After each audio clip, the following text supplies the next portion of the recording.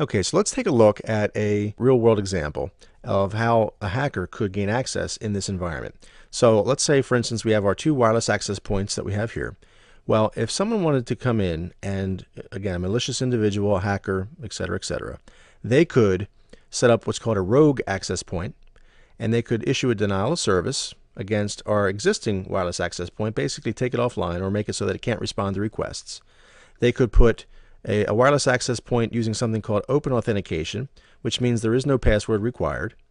The laptop, whoever's sitting at that laptop, they would connect to that wireless access point, otherwise known as an evil twin, quote unquote. Okay, so that's a term you should be familiar with, or you should remember. We'll cover it in more detail later. But an evil twin basically is there to fool someone connecting to the network. So they think they're connecting to the wireless access point. So even though they have credentials to connect to the legitimate wireless access point, that's going to be DDoSed, so they can't connect. So they're going to connect to the evil twin. It's using open authentication, which means they don't need a username and password to connect. So they're connected.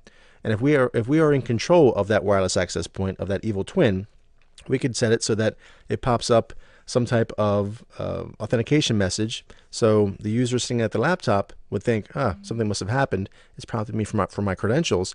And they'll go ahead and put in their username and password, or they'll do that several times. And we just keep putting up fake messages until we capture enough information that we can be pretty confident that we have what we need off of that user. All right, so then we can just disconnect and off we go. So in that case, we could very easily compromise that communication. We could capture everything, or we could actually have it connected to the network and let them pass through and actually connect, and we could just sit there and monitor everything that they do.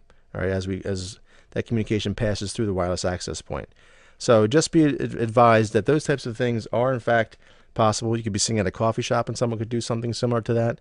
It doesn't necessarily have to be in a business environment. It could be, anywhere that you would connect using a wireless access point.